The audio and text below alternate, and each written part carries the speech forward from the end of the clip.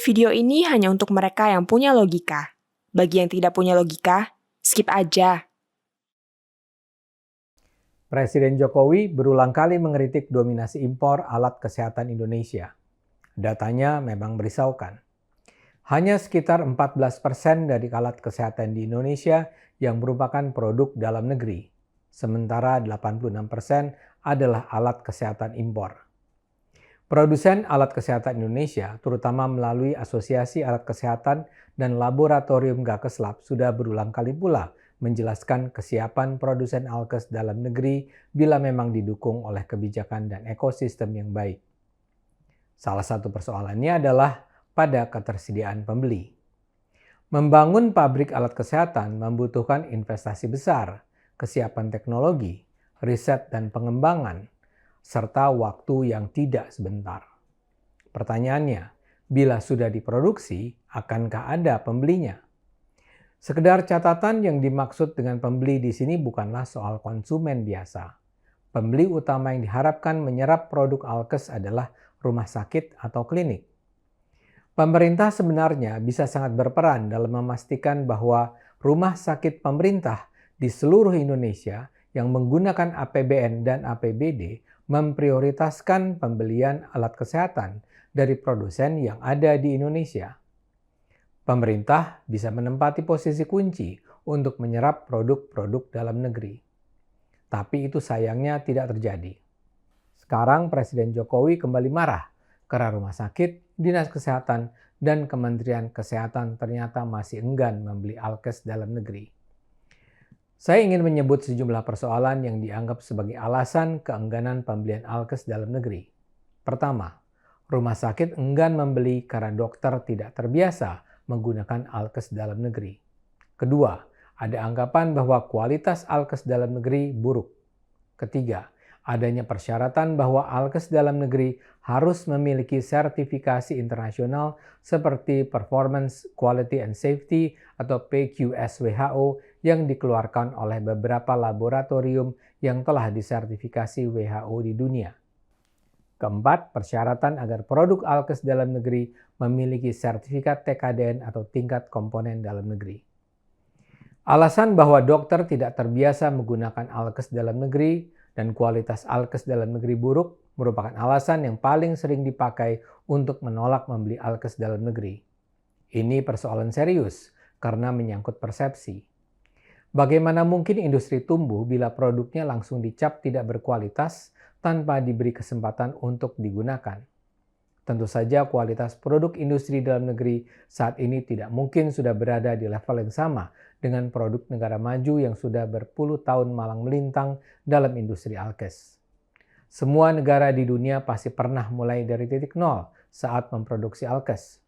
Namun keengganan pasar untuk membeli alkes dalam negeri akan membuat alkes dalam negeri semakin tidak berkesempatan untuk berkembang dan tidak pernah mandiri. Penggunaan produk dalam negeri tentu perlu dilakukan secara bertahap. Misalnya dimulai dengan alkes dalam negeri yang risikonya rendah. Sehingga meskipun kualitasnya masih kurang baik, tetap diberi kesempatan untuk digunakan oleh pasar. Seiring berjalannya waktu, kualitas alkes akan semakin baik.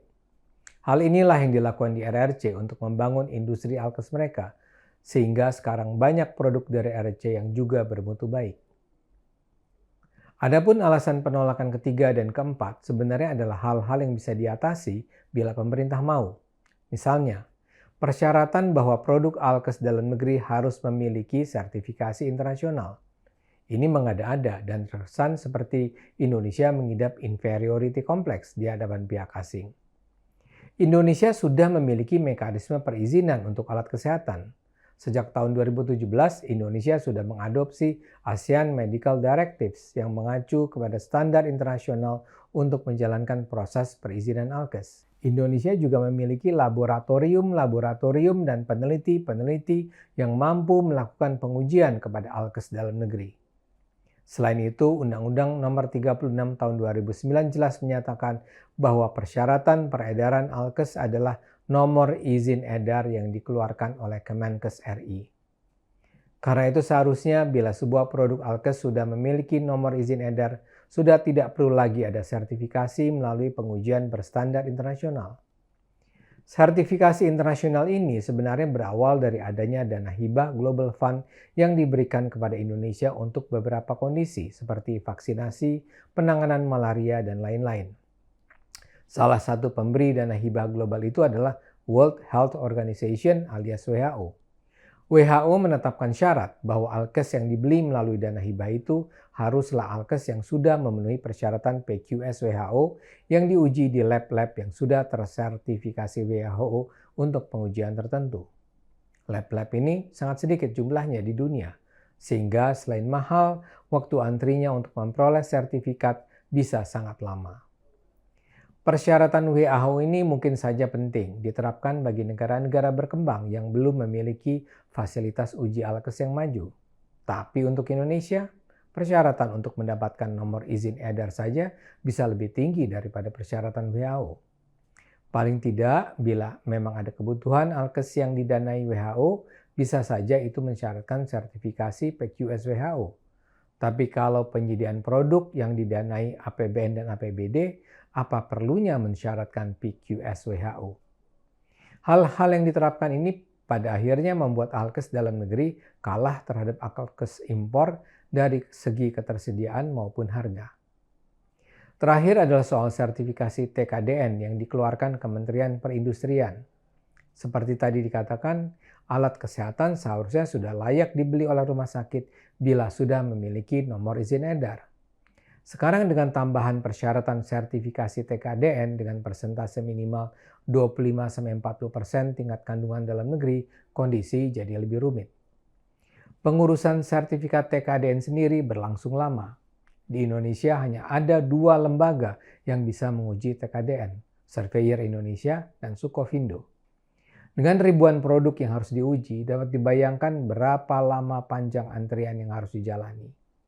Celakanya dalam beberapa kesempatan pengusaha di sweeping dan pernah pula hampir dilarang saat melakukan pameran karena masih dalam antrian pengurusan sertifikat TKDN. Di sisi lain, pemerintah mungkin sebaiknya memahami sulitnya kondisi produsen alkes untuk memenuhi TKDN tinggi selama ekosistem alkes belum terbangun. Membuat alat kesehatan tidaklah sama dengan membuat misalnya pacul atau bahkan mobil yang bahan bakunya tersedia berlimpah di Indonesia. Untuk memproduksi alkes diperlukan ketersediaan bahan baku dan komponen yang memang tidak tersedia di Indonesia. Masalahnya, hampir tidak ada pihak yang bersedia berinvestasi untuk menghasilkan bahan baku dan komponen di Indonesia yang diperlukan untuk industri alkes. Akibatnya, kandungan impor alkes saat ini pasti tetap tinggi. Karena itu menetapkan begitu saja kewajiban sertifikat TKDN pada alkes akan mempersulit penyerapan alkes dalam negeri. Alat kesehatan dalam negeri sebenarnya sudah ditandai dengan adanya nomor izin edar. Kemenkes menerapkan persyaratan ketat untuk mendapatkan nomor izin edar alat kesehatan dalam negeri AKD. Jadi kenapa alkes dalam negeri harus menghadapi proses yang berit-belit?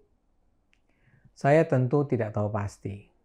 Tapi yang jelas kita bisa bertanya, kalau produk alkes dalam negeri terhambat, siapa yang akan diuntungkan? Jawabannya jelas, produk impor.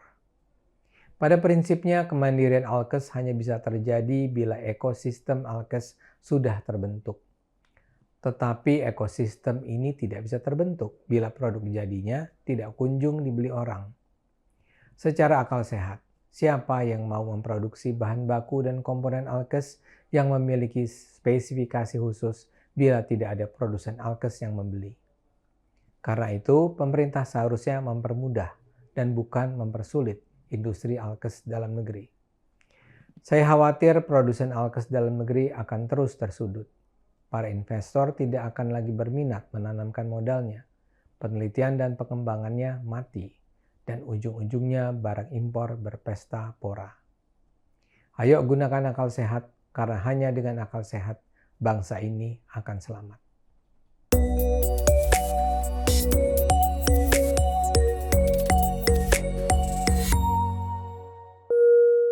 Video ini hanya untuk mereka yang punya logika. Bagi yang tidak punya logika, skip aja.